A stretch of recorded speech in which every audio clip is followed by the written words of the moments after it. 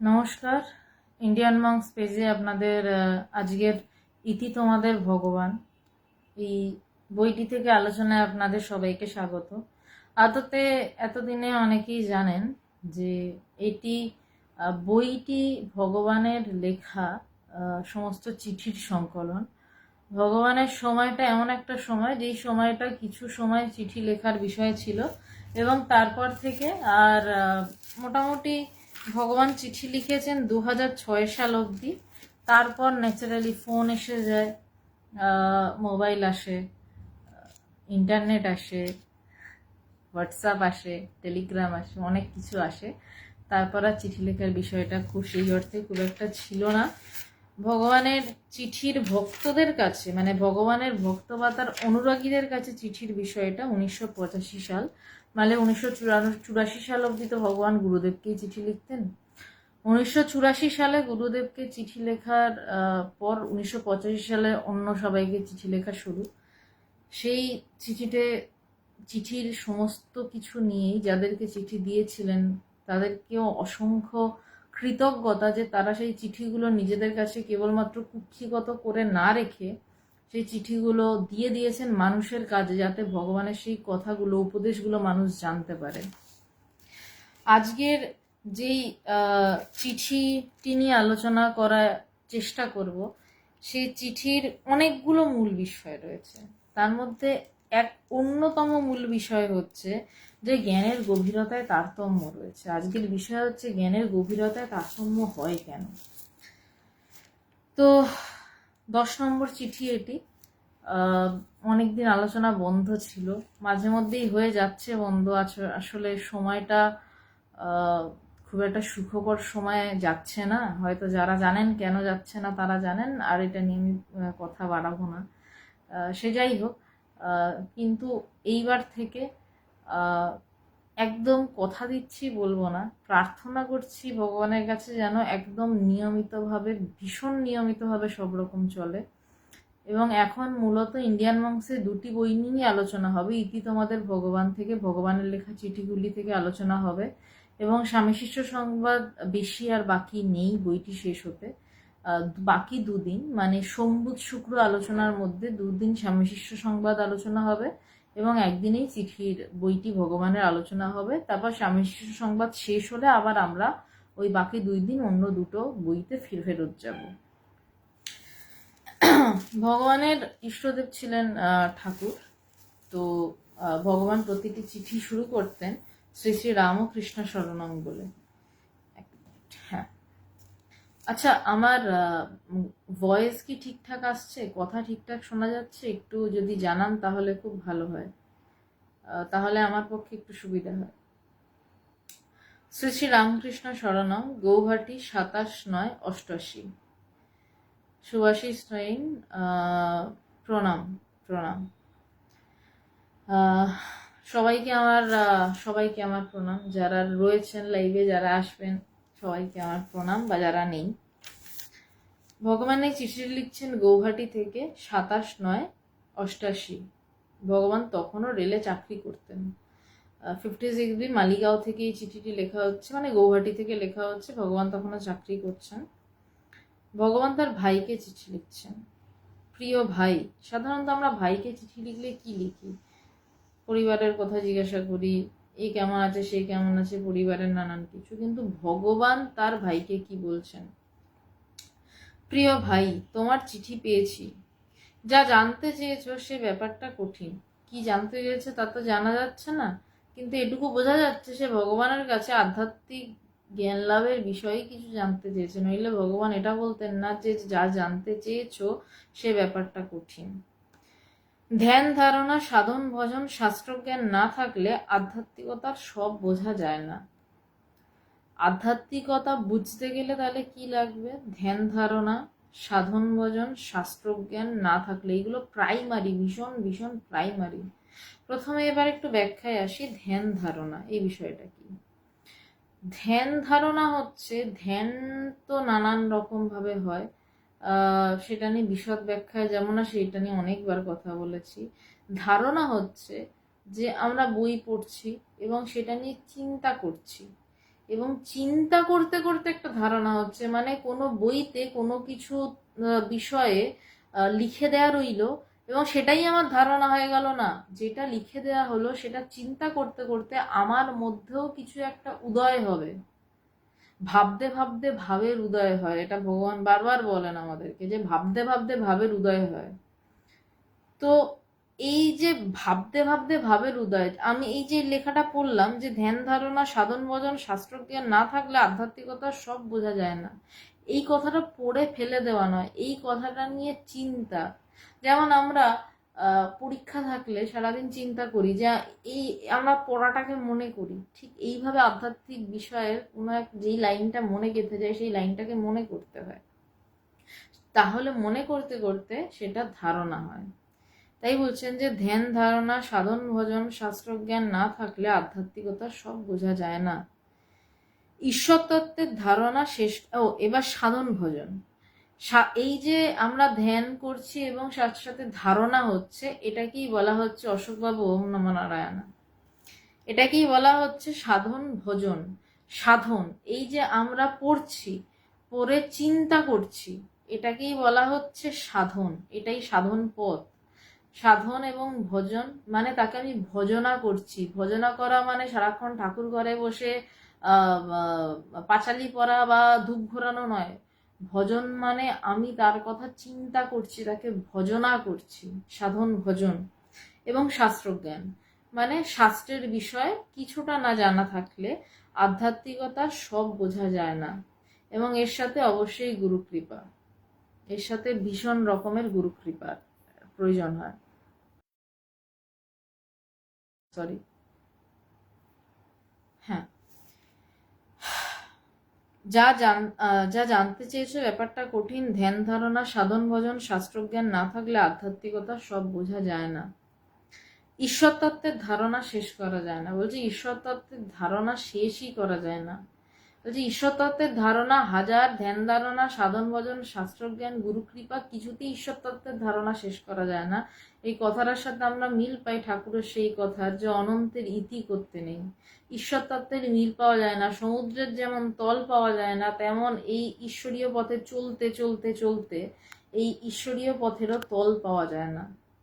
যত এগোই তত নতুন, যত এগোই তত নতুন।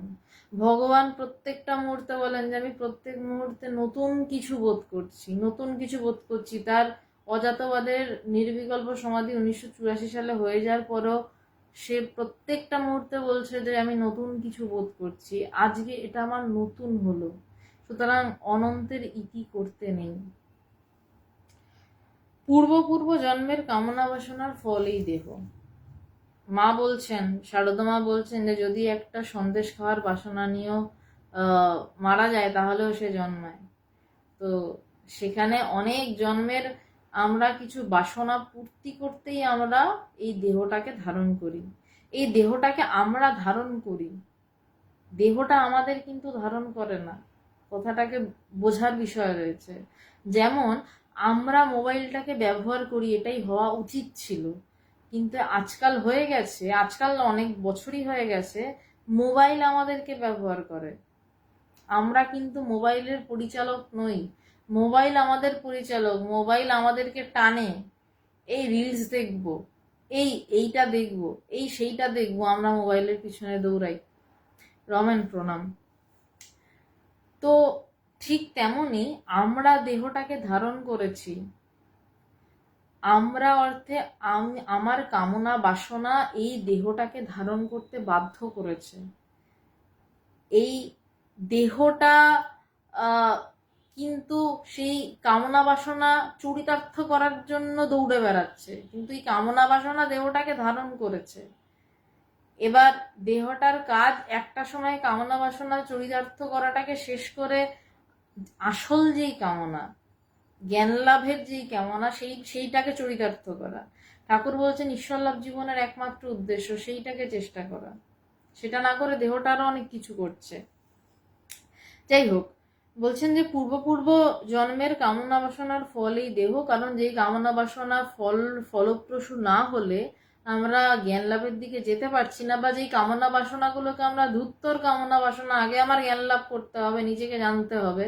যেই জানার পরে শঙ্করাচার্যের সেই কথাটা, পুনরপি জনমং পুনরপি মরণম পুনরপি মাতৃ যশোরে শয়নম, এই আপ্তবাক্য ভুলে টুলে গিয়ে যে দূর আমাকে আবার ফিরতে হবে, আমাকে জ্ঞান লাভ এই জন্যই করে ছাড়বো, এই অবস্থাটা যতক্ষণ না আসছে, আমাদের কামনা বাসনা নিয়ে আমরা জন্মাচ্ছি, আমরা দিন কাটাচ্ছি, আমরা দৌড়াচ্ছি, হাঁফাচ্ছি, বুড়ো হচ্ছি, চিতায় উঠে মরে যাচ্ছি, মানে মরে গিয়ে চিতায় উঠে জ্বলে যাচ্ছি, আবার জন্মাচ্ছি। যদি এই চক্র থেকে বেরোতে চান, তাহলে একমাত্র উপায় জ্ঞান লাভ, নিজেকে জানা।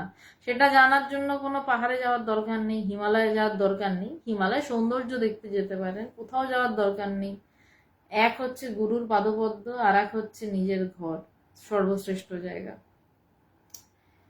পূর্ব জন্মের কামনা বাসনার ফল এই দেহ প্রকৃতির নিয়মেই চলে। তাই যতক্ষণ এই দেহের মধ্যে থাকা, ততক্ষণ দেহের নিয়ম মানতেই হবে। বলছেন যে এই দেহটা কিন্তু প্রকৃতির নিয়মে চলে, প্রকৃতি যেভাবে এই দেহটাকে চালায় সেইভাবে এই দেহটা চলে। যে অনেক পূর্ব জন্মের কামনা বাসনার ফল এই দেহটা।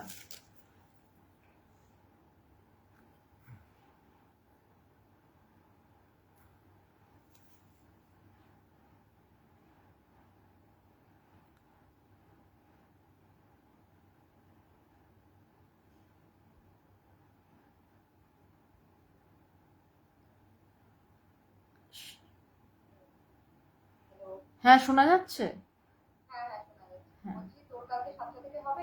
হ্যাঁ, হয়ে যাবে, কোনো অসুবিধা নেই। পাক্কা পাক্কা পাক্কা। ঠিক আছে। হ্যাঁ হ্যাঁ হ্যাঁ, একটু একটু একটু একটু। হ্যাঁ।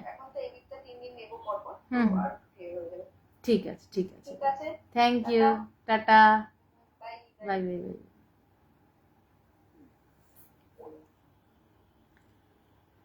আজকে একটু বারবার নেটওয়ার্কের সমস্যাটা হচ্ছে, যাই হোক, সরি। বলছে এই দেহ প্রকৃতির নিয়মেই চলে। বলছে এই দেহটা যখন ধারণ করা হয়েছে, এই দেহটা প্রকৃতি যেভাবে চালাবে, ঠান্ডা লাগলে ঠান্ডা লাগবে, শীত করলে শীত করবে। এই দেহটা যখন আমার ভিতরে বৃত্তি জাগাবে, আমার খিদে পেয়েছে, আমাকে খেতে হবে, এই দেহটা প্রকৃতির নিয়মেই চলে। তাই যতক্ষণ এই দেহের মধ্যে থাকা, ততক্ষণ দেহের নিয়ম মানতেই হবে। বলছে যতক্ষণ এই দেহটার মধ্যে থাকতে হবে। কথাটা দেখুন, আমরা কিন্তু বলি এই দেহই আমার সব। ভগবান কি লিখছেন চিঠিতে, যে যতক্ষণ এই দেহের মধ্যে থাকা, তার মানে দেহের মধ্যে আর একজন কারুর বাস রয়েছে। আমারও দেহে রয়েছে, আপনার যারা শুনছেন প্রত্যেকের দেহে রয়েছে, যারা শুনছে না তাদের দেহ রয়েছে। তার মানে দেহের মধ্যে দেহি রয়েছেন, যে দেহটাকে চালাচ্ছেন। এবার সেই দেহের বিষয়ে আসছে একটু পর। তাই যতক্ষণ এই দেহের মধ্যে থাকা, ততক্ষণ দেহের নিয়ম মানতেই হবে। জ্ঞানী এটা জেনে ভোগ করে, অজ্ঞানী না জেনে, এটাই তফাৎ। বলছে দেহের নিয়ম মানতেই হবে, জ্ঞানী এটা জেনে ভোগ করে। ভগবানকে আমি নিজের চোখে দেখেছি, কি ভয়ঙ্কর পায়ে ব্যথা ভগবানের হয়, ক্র্যাম্প হয় পায়ে। ভগবানকে কোনোদিনও বলতে শুনিনি মানে এরকম কন্ডিশন যে পা দড়ি দিয়ে বাধ্যে হচ্ছে, বহুবার ছটফট করছেন যন্ত্রণায়। কোনোদিনও বলতে দেখিনি যে আমি তো ভগবান, কারণ তিনি জানতেন ভগবান তিনি, কিন্তু সেটা মনে রাখতে চাইতেন না। একজন হাতি যেমন সবসময় মনে রাখে না সে হাতি, কিন্তু প্রয়োজন পড়লে পা দিয়ে কাউকে গুড়িয়ে দিতেও কসুর করে না, ঠিক তেমনই বিষয়টা। একটা হাতি কখনোই বলবে না আমি তো ইঁদুর, আমি তো ইঁদুর, আমি তো ইঁদুর। আবার একটা ইঁদুরও কখনো বলবে না যে আমি তো হাতি, সে জানে তার ক্ষমতা।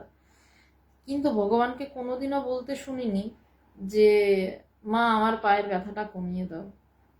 জ্ঞানী জানে এই, আমরা ভগবানকে পরে যখন ভগবান একটু সুস্থ মানে হয়েছেন, মানে হতেন, তো তিনি তখন বলছেন যে আমার পায়ে ব্যথা করেছে, কিন্তু আমি কখনো এর জন্য ঈশ্বরকে ডাকিনি, আমি কখনো কাউকে ডাকিনি যে আমার ব্যথাটা ঠিক করে দাও, আমার শরীরটা ঠিক করে দাও। ভগবানের প্রচন্ড শরীর খারাপ নিয়ে কিভাবে মানুষের সাথে কথা বলেন সেটা আমার নিজের চোখে দেখা, যা আমি কখনো বলিনি। তার কারণ আমার কাজ এটা নয়। আমার কাজ হচ্ছে যে তুমি যা করার করো, তুমি যা দেবে দাও, কারণ এই শরীরটা প্রকৃতির নিয়মে চলবে। কিন্তু সাধারণ মানুষ একটু কিছু হলো কি না হলো, সে ঠাকুরকে ডাকতে শুরু করে, ঠিক করে দাও, ঠিক করে দাও, ঠিক করে দাও, ঠিক করে দাও, অন্য সময় মনে পড়ে না। তাই বলছেন যে তাই যতক্ষণ দেহের মধ্যে থাকা ততক্ষণ দেহের নিয়ম মানতেই হবে। জ্ঞানী এটা জেনে ভোগ করে, দুজনই ভোগ করছে। একজন জানে এটাকে মানতে হবে, সে ছটফট করে না। লাভটা কোথায়? জ্ঞানী এবং অজ্ঞানীর মধ্যে লাভ কোথায়? একটা ঘটনার মধ্যে দিয়ে আমাকেও যে, মানে আমার একজন জ্ঞানীকেও যেতে হবে, অজ্ঞানীকেও যেতে হবে, যেতে হবেই। রাস্তা নেই, আর কোনো সেকেন্ড লেন নেই, ওয়ান ওয়ে রোড।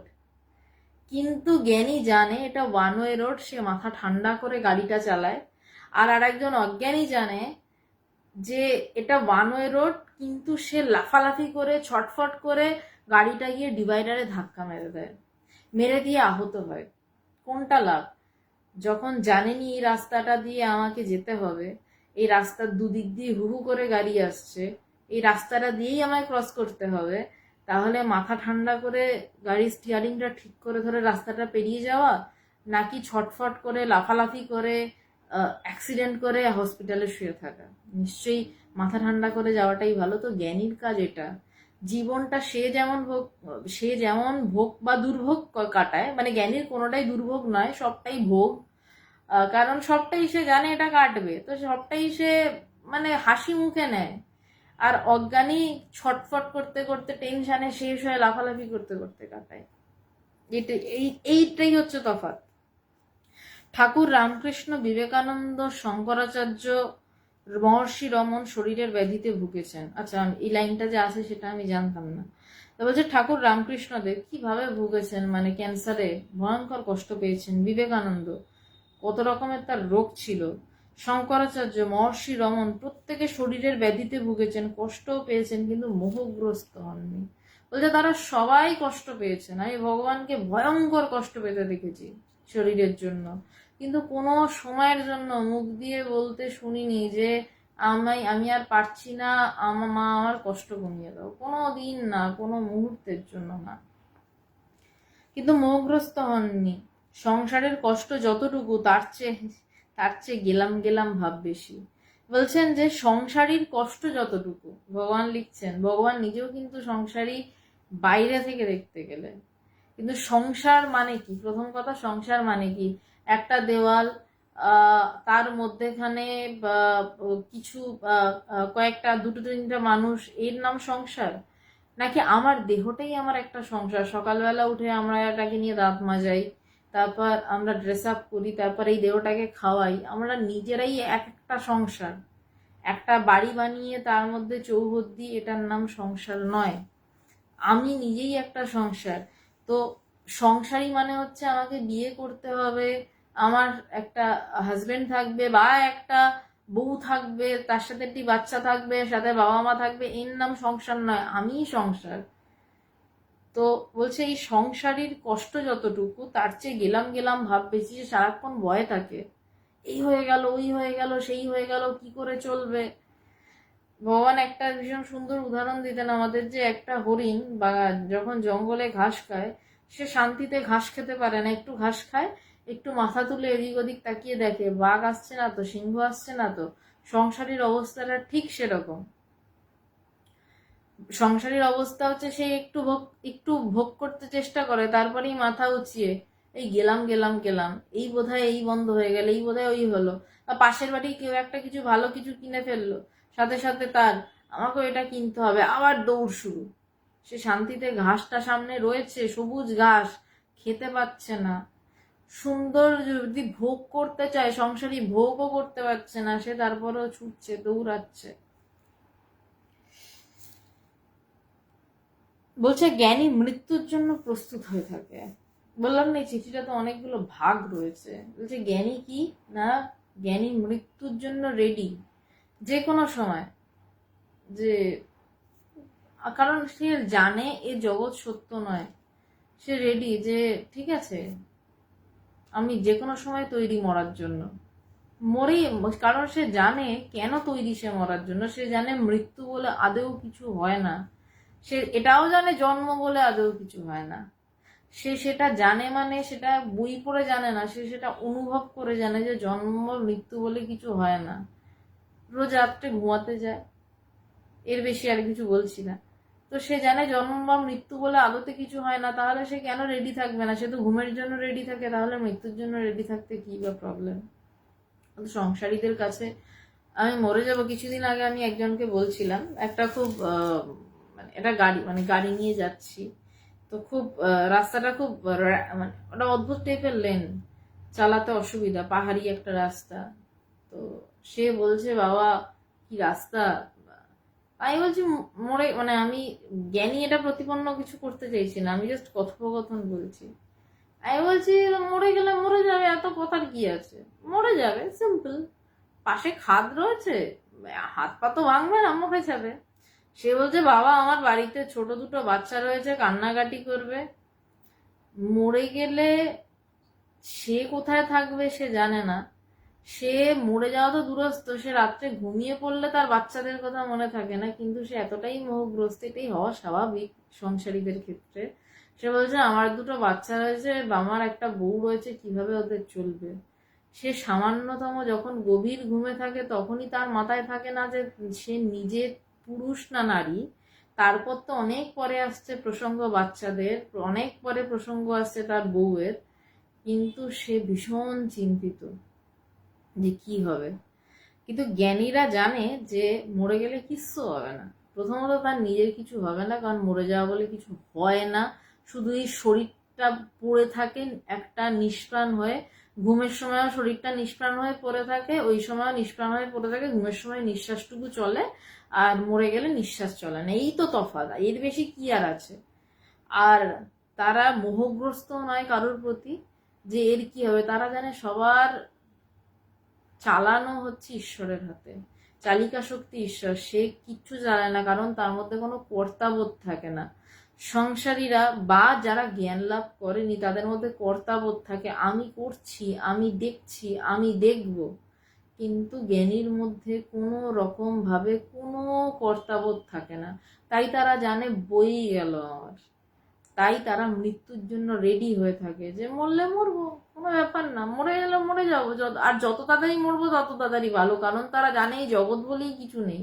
তারপরও তাদেরকে জগতে ঈশ্বর জোর করে রেখে দেন যে জগতের মানুষকে জানানোর জন্য যে এই জগৎটা আসলে নেই। যাই হোক, এই তত্ত্ব বোঝা এখন যাবে না। জ্ঞানী মৃত্যুর জন্য প্রস্তুতি হয়ে থাকে, আবার জানবে আধ্যাত্মিক জগতের ইতি করা যায় না। ঠাকুরের কথাটা ভগবান রিপিট করলেন, যে বলছে আবার এটাও জানবে যে আধ্যাত্মিক জগতের ইতি করা যায় না, মানে আধ্যাত্মিক জগতের শেষ করা যায় না। তাই জ্ঞানের গভীরতায় তারতম্য রয়েছে। জ্ঞান নানান রকমের হয়, যেমন ঠাকুর পঞ্চম ভূমির সমাধি থেকে জ্ঞান বলে মান্যতা দিতেন। পঞ্চম ভূমির সমাধি হয়, ষষ্ঠ ভূমির সমাধি হয়, আবার সপ্তম ভূমির সমাধি হয়। সপ্তম ভূমির সমাধির আবার দুই রকমের ভাগ থাকে। তার মধ্যে শ্রেষ্ঠ হচ্ছে অজাতবাদের বিষয়, যেখানে সৃষ্টির কোনো প্রসঙ্গই নেই।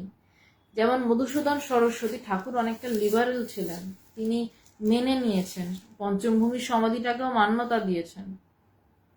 কিন্তু মধুসূদন সরস্বতী, কৌস্তব ভট্টাচার্য, আমি ইতি তোমাদের ভগবান, ইন্টারন্যাশনাল বেদান্ত সোসাইটি থেকে প্রকাশিত ইতি তোমাদের ভগবান বইটি পড়ছি, এবং এই বইটি আমার গুরুদেব ভগবানের লেখা।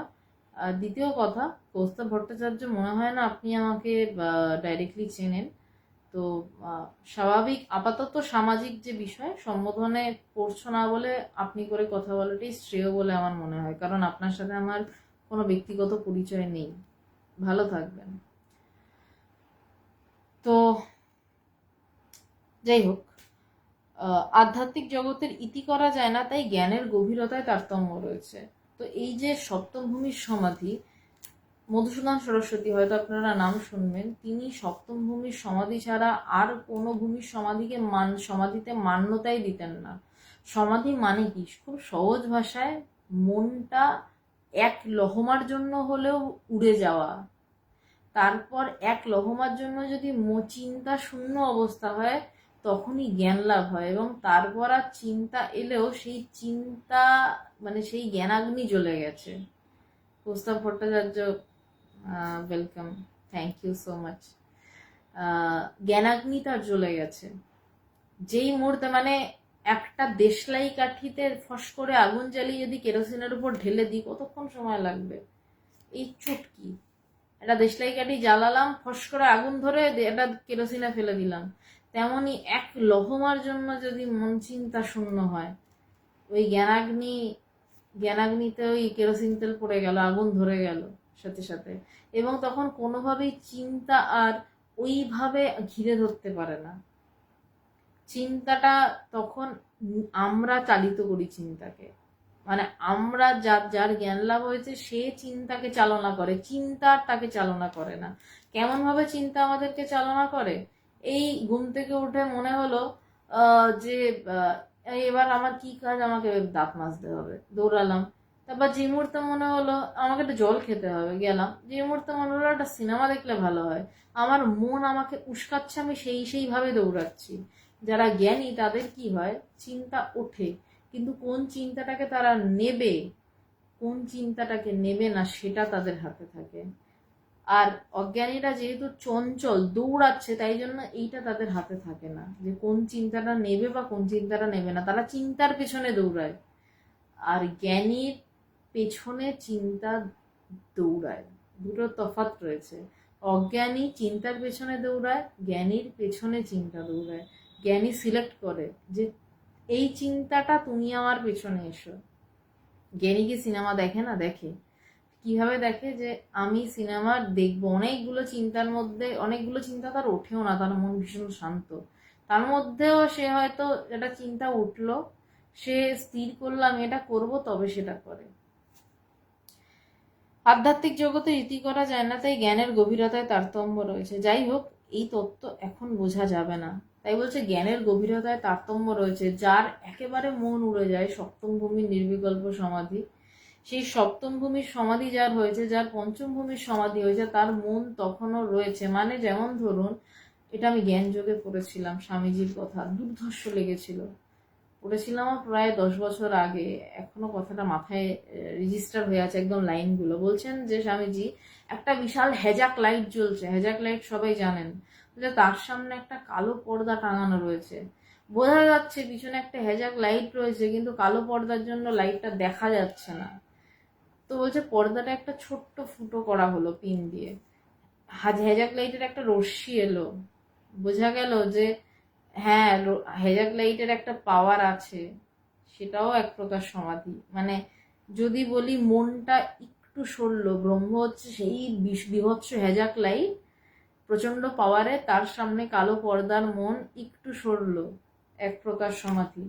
বলছে এবার আস্তে আস্তে এই ছিদ্রটাকে বড় করো, সমাধির স্তর এগোচ্ছে, একটা সময় কাপড়টা দাম করে সরিয়ে দাও, তখন আর কিছু দেখা যাচ্ছে না, আলোয় চোখ ধাঁধিয়ে যাচ্ছে। ঠিক যখন এই কাপড়টা, মনের কাপড় পুরো সরে যায়, তখন না না যা মানে হেজাক লাইট দেখা যায়, না কাপড় দেখা যায়, তখন এই চোখ ধাঁধিয়ে যায়, তখন আর কিছু দেখা যায় না, চারিদিক আলো, মানে আলো যে সেটাও দেখা যায় না। পুরো চোখ ধাঁধিয়ে গেলে যেই অবস্থা হয়, সেটাকেও যেমন মুখে প্রকাশ করা যায় না, চোখ ধাঁধালে কিরকম হয়, তাহলে বুঝুন ব্রহ্মকে বোধ করলে সেটা কিভাবে প্রকাশ হবে। সামান্য চোখ ধাঁধানো কথাটাই প্রকাশ করা যাচ্ছে না, যে ধাঁধালে কি হয়। যাই হোক, এই তত্ত্ব বোঝা এখন যাবে না, কারণ ভগবান যাকে চিঠি লিখে লিখছেন তাকে, তিনি সেই স্তরে এই মুহূর্তে নেই। তাই বলছেন যে যাই হোক, এই তত্ত্ব এখন বোঝা যাবে না, কিন্তু কোনো না কোনো দিন অবশ্যই বুঝবেন। বললেন না যে এই তত্ত্ব তুমি বুঝবে না, বললেন যে এখন বোঝা যাবে না, তার মানে একদিন না একদিন ঠিক বোঝা যাবে। এবং আমি যতদূর জানি এই তত্ত্বটি তিনি বুঝেছিলেন। যা করছো তাই নিষ্ঠাভাবে করতে থাকো, বলছে যেটা করছো সেটাই নিষ্ঠাভাবে করতে থাকো, তবে সারাদিনের ব্যাপারটা মনন করার জন্য নিজেকে নিয়ে একটু ভাবতেই হবে। বলছে যেটা করছো আপাতত সেটাই নিষ্ঠাভাবে করো, সেটাকে ছেড়ো না, তবে সারাদিনের ব্যাপারটা মনন করার জন্য নিজেকে নিয়ে একটু ভাবতেই হবে। বলছে সারাদিনের যে বিষয়টা, সেটাকে মনন করতে হবে। বলছে সারাদিন আমি কি করলাম, আমি কতটুকু ঈশ্বর চিন্তা করলাম, কতটুকু আত্মচিন্তা করলাম, কতটুকু জ্ঞানের জন্য ব্যগ্র হলাম, সেইটার চিন্তাটা করতে হবে। সারাদিনের ব্যাপারটা মনন করার জন্য নিজেকে নিয়ে একটু ভাবতে হবে। আমরা নিজেকে নিয়ে কি খুব একটা ভাবি? আমরা সারাদিন তো মোবাইল দেখছি, টিভি দেখছি, সিনেমা নিয়ে ভাবছি, থিয়েটার নিয়ে ভাবছি, দেশ নিয়ে ভাবছি, রাজনীতি নিয়ে ভাবছি, কিন্তু নিজেকে নিয়ে আমরা কি ভাবি? ওটাকে ভাবতে হবে। ঈশ্বর ছাড়া সত্য কোথাও নেই, এ কথাটা শুনে রাখো। যে কথাটা বলে দিচ্ছেন স্নেহাশিস বাবু, প্রণাম। বলছেন যে ঈশ্বর ছাড়া সত্য কোথাও নেই, এই কথাটা শুনে রাখো। শ্রাবণ সোম, আমি এই একটু জাস্ট রয়েছে, শেষ করে উত্তরটা দিচ্ছি। যে এই কথাটা শুনে রাখো, আপনারাও এটা শুনে রাখুন, এটা ভগবান লিখেছেন। যে এই কথাটা যেদিন বুঝতে পারবেন সেদিন তো হয়ে গেল, কিন্তু তার আগে এই কথাটা শুনে রাখা ভালো। বিশ্বাস করতেও পারেন, নাও করতে পারেন, জোর জোর নেই কোনো, কিন্তু কথাটা শুনে রাখুন। কোনো না কোনো দিন এই কথার মর্মার্থ যদি বুঝতে পারেন, কোনোদিন মর্মার্থ যদি হৃদয়ে প্রকাশিত হয় অশেষ ঈশ্বর কৃপায়, গুরু কৃপায়, তাহলে কাজে আসবে। ঈশ্বর ছাড়া সত্য কোথাও নেই, এ কথাটা শুনে রাখো। ঈশ্বর বলতে নিজের ভেতরের কথা বলা হচ্ছে, আত্মজ্ঞানের কথা বলা হচ্ছে। কোনোদিন ঈশ্বরের কৃপায় যদি এটা উপলব্ধি হয় তবেই রাজা হবে। আমরা তো সবাই রাজা হতে চাই, প্রজা হয়ে কেউ থাকতে চাই না। বলছে রাজা কিভাবে হবে? প্রচুর পয়সা হলে, অম্বানি হলে। অম্বানিরও হয়তো রাত্রে ঘুম হয় না, অনেক কোটি টাকা দেনা রয়েছে তার মাথায়, কিন্তু রাজা কি করে হয়? একটা সুন্দর গল্প বলি এই ক্ষেত্রে, গল্পটা না বললে ঠিক হবে না। আলেকজান্ডার দি গ্রেট, তিনি এসছেন ভারতবর্ষে। তো একজন ব্রহ্মজ্ঞানী, তিনি সাধুকে দেখে তিনি বুঝেছেন, আলেকজান্ডার নিজেও খুব সুন্দর সাধু সঙ্গ করতেন, ভালোবাসতেন, তিনি জ্ঞানীর দাম দিতে জানেন। তো একজন সাধু শুয়ে রয়েছে, তো সেই সাধুকে সাথে কথা বলে ভালো লেগেছে, তো বলছে আপনি আমার সাথে চলুন, আপনাকে আমি এই প্রাসাদ দেব, আমি আপনাকে এই দেব, আমি আপনাকে সেই দেব, আপনি আমার সাথে চলুন, আমার দেশে থাকবেন। ভারতের এক মহাপুরুষকে বলছেন। তো সেই সাধু শুয়ে রয়েছেন চুপচাপ, কোনো কথার উত্তর দেয় না। তো তখন আলেকজান্ডার বলছে আপনাকে আমি কি দিলে আপনি খুশি হবেন? বলছে তুমি সত্যি আমাকে দেবে? বলছে হ্যাঁ। তুমি এখান থেকে চলে যাও। আলেকজান্ডার দি গ্রেটকে এই কথা মুখের উপর বলার ক্ষমতা কে রাখে? যে রাজা, যে জানে নিজের ভিতরে কি আছে। তখন আলেকজান্ডার বলছেন, অনেকবার তারপরে রিকোয়েস্ট করেছেন যাওয়ার জন্য, বলছে তুমি এখানে চলে যাও, আমি কোথাও যাব না, আমি ভালো আছি। তারপর রেগে গেছেন একটা পর্যায়ে আলেকজান্ডার, যতই হোক ব্রহ্মজ্ঞানী তো নয়, রেগে গেছেন। রেগে বলছেন আমি আপনাকে এই মুহূর্তে হত্যা করতে পারি। তখন সেই সাধু প্রচন্ড হেসেছে, মুখের ওপর হেসেছে। তো হেসে আলেকজান্ডারকে বলছেন যে তুমি এত বড় রাজা, এত দেশ জয় করেছো, তুমি এটুকু জানো না যে শস্ত্র আমাকে কাটতে পারে না, অগ্নি আমাকে পোড়াতে পারে না, অগ্নি আমায় দগ্ধ করতে পারে না, বায়ু আমাকে ওড়াতে পারে না, আমার মৃত্যু হতে পারে না, তুমি আমাকে কি দিয়ে হত্যা করবে রাজা? তখন আলেকজান্ডার নিজের ভুল বুঝতে পেরে ক্ষমা চেয়ে চলে গেলেন। যার ভিতরে এই তেজ, তার মতন রাজা কে রয়েছে? তাই বলছেন যে ঈশ্বর ছাড়া সত্য কোথাও নেই, এই কথাটা শুনে রাখো। কোনোদিন ঈশ্বরের কৃপায় যদি এটা উপলব্ধি হয়, এটা আপনাদেরও বলে রাখা, এটা ভগবানের চিঠিতে লেখা, আমার কথা নয়, যে ঈশ্বরের কৃপায় কোনোদিন যদি এটা উপলব্ধি হয় তবেই রাজা হবে, না হলে সারা জীবন পরের গোলামি করতেই হবে। বলছে এটা যদি উপলব্ধি হয় তবে রাজা হবে, না হলে সারাটা জীবন পরের গোলামি করেই দিন কাটবে। পরের গোলামি মানে আমার চিন্তার গোলামি, পরের গোলামি মানে আমরা ভাবি চাকরি বাকরি হ্যান ত্যান। চাকরি বা বসের গোলামি আমরা কেন করি? আমাদের চিন্তা থাকে আরো বেশি রোজগার করব, কিভাবে আরো উঁচু পদে যাব, যেটুকু প্রয়োজন সেটুকুর বাইরে আরো আরো চাই, আরো চাই। আমরা আমাদের প্রয়োজনটুকু ফুরিয়ে গেলে আমাদের প্রয়োজন আরো বাড়িয়ে নিই, প্রয়োজন আরো লম্বা হয়ে যায়। তো সেই কোথায় আমাকে লাগাম দিতে হবে, যে কতটুকু প্রয়োজন হয়ে যাচ্ছে ছেড়ে দাও। সেই জায়গাটা যদি না বুঝি, আমাকে তো আমি আমার নিজের গোলামি করি, তারপর তো নয় অন্য কারোর গোলামি। বলছে না হলে সারা জীবন পরের গোলামি করতেই হবে, তোমরা সবাই আমার ভালোবাসা নিও, বলে চিঠিটি শেষ হচ্ছে।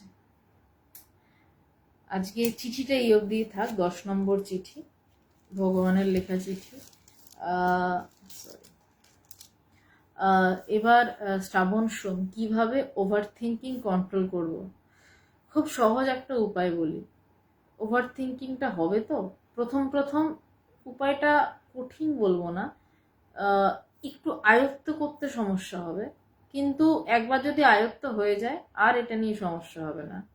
ওভার থিঙ্কিং মানে একটা জিনিস নিয়ে এটা থেকে ওটা, ওটা থেকে সেটা, নানান রকম চিন্তা আসছে। প্লাবন রায় প্রণাম। ওভার থিঙ্কিংটা যখন আসবে তখন চিন্তাটাকে গুরুত্ব দেবেন না। শ্রাবণ সোম, চিন্তাটাকে গুরুত্ব দেবেন না, চিন্তাটার দিকে নিষ্ক্রিয়ভাবে তাকিয়ে থাকুন। চিন্তা আসছে, আসতে দিন। এটার পরে এটা হলে কি হবে, ওটার পরে ওটা হলে কি হবে। যেমন আমরা টিভি দেখি, মনের মধ্যে তেমন ওভার থিঙ্কিংটাকে টিভির মতন দেখতে থাকুন। আমরা তো বাইরে টিভি দেখি, নানান দৃশ্য হচ্ছে, পট পরিবর্তন হচ্ছে, কিন্তু আমাদের মনের ভিতর অল টাইম একটা টিভি চলে। এই যে ওভার থিঙ্কিংটা হচ্ছে, আপনি কন্ট্রোল করতে চাইছেন, তার একমাত্র রাস্তা শান্ত হয়ে ওইদিকে চুপচাপ তাকিয়ে থাকা। একটা সময় দেখবেন ওভার ছেড়ে যাচ্ছে, শুধু থিঙ্কিং থাকছে, শুধু চিন্তা থাকছে, তারপর একটা সময় চিন্তাও কমতে শুরু করবে। যেমন একটা পিং পং বল নিয়ে আমরা ছোটবেলায় সবাই খেলতাম। পিং পং বলকে যত মাথায় বাড়ি মারা হয় সে তত উঁচুতে লাফায়। যত মাথায় বাড়ি মারেন, কেন মারেন? বলটা শান্ত হোক। তা তো শান্ত হয় না। ওভার থিঙ্কিংটা নিয়ে যদি আরো চিন্তা করেন, তার মানে ওটার মাথায় বাড়ি মারছেন। আমি যে পদ্ধতিটা বললাম এটা যে ভীষণ মানে ভীষণ সহজ তা নয়, ভীষণ কঠিন তাও নয়। একটু চেষ্টা শুরু করুন, বেশি দিন লাগবে না, পেরে যাবেন। যা আসছে আসতে দিন। চিন্তাটাকে চিন্তার মতন, মনটাকে 2 ভাগ করে চিন্তাটাকে চিন্তার মতন দেখতে থাকুন, এবং দেখতে থাকুন এই চিন্তাগুলো আসছে, এবং ভাবুন যে ভিতরে একটা টিভি চলছে, এবং এই টিভির ভিতরে নানান দৃশ্যপট চলছে। শান্তিতে দেখতে থাকুন এবং ছটফট করবেন না, জাস্ট হতে দিন, চলতে দিন। একটা সময় পর দেখুন কি হয়, পরে জানাবেন কি হয়। জয় ভগবান, কে বলছেন? যাই হোক, নামটা চলে গেল। রবি রায় প্রণাম। শৈবাল বসু, জয় ভগবান। অভিজিৎ বর্মন, ত্যাগ, কিসের ত্যাগ বুঝলাম না। কৌশিক ঘোষাল, দিদি কিভাবে নিজেকে কন্ট্রোল করব, অনেক চেষ্টা করেও পারছি না, ডিপ্রেশন হয়ে যাচ্ছে। মানে কি কন্ট্রোল করতে চাইছেন আপনি? মানে কি বিষয় থেকে কন্ট্রোল করতে চাইছেন সেটা না বললে তো নিজেকে কন্ট্রোল কিভাবে করব, সেটা যেটা এই যেটা আমি শ্রাবণ সোমকে বললাম, সেইটাই একমাত্র উপায় নিজেকে যাবতীয় রকম কন্ট্রোল করার। যেইভাবে যেটা নিয়েই কন্ট্রোল করতে চান, বিষয়টা উঠছে, বিষয়টার দিকে চুপ করে বসে ধৈর্য ধরে তাকিয়ে থাকুন। যে এই চিন্তাটা, যেমন আমার ভিতরে চিন্তা উঠছে আমি সিনেমা দেখতে যাব, উঠতে হবে না। চিন্তাটার পিছনে লাফ দিয়ে উঠে এই 62 কেজির বডিটাকে নিয়ে দৌড়াতে হবে না। চুপ করে বসুন, বসে চিন্তাটাকে দেখুন, আমি সিনেমা দেখতে যাব, সিনেমা দেখতে যাব, সিনেমা দেখতে যাবো। চিন্তাটা উঠতে উঠতে একটা সময় চিন্তাটা হারিয়ে যাবে। কোথা থেকে চিন্তাটা উঠছে সেটা যেমন আপনি জানেন না, চিন্তাটা কোথায় মিলিয়ে গেল সেটাও আপনি জানবেন না, কিন্তু একদিন অবশ্যই জানবেন যে চিন্তার উৎসমুখটা কোথায়, চিন্তা মিলিয়ে গেলই বা কোথায়।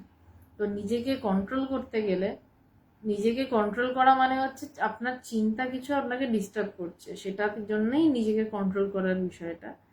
তো অনেক চেষ্টাটা করা মানে হচ্ছে যতটা চেষ্টা করে আপনি পারছেন না তার থেকেও বেশি চেষ্টা করুন, এবং শান্ত হয় মনের দিকে তাকিয়ে থাকুন যে এই চিন্তাটা উঠছে, উঠুক। আপনি নিজের জায়গা থেকে উঠবেন না, নড়বেন না, সরবেন না, বাস যেই চিন্তাটা উঠছে সেই মতন কাজ করবেন না। দেখুন ডিপ্রেশন হয় কিনা। আজকে তাহলে এই অবধিই থাক, নমস্কার। আবার শুক্রবার দিন আলোচনা স্বামী শিষ্য সংবাদ নিয়ে।